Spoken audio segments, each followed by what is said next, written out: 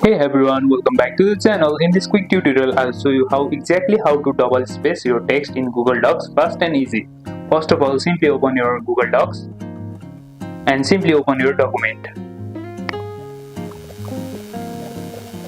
After opening your document, as you can see, now to double space the document, simply click here or where you want to and simply press Ctrl A on Windows to select all the words here in your document, or you can simply highlight the text which you want to double space. Then open the line spacing option. As you can see in the toolbar, you will see the option called line and spacing.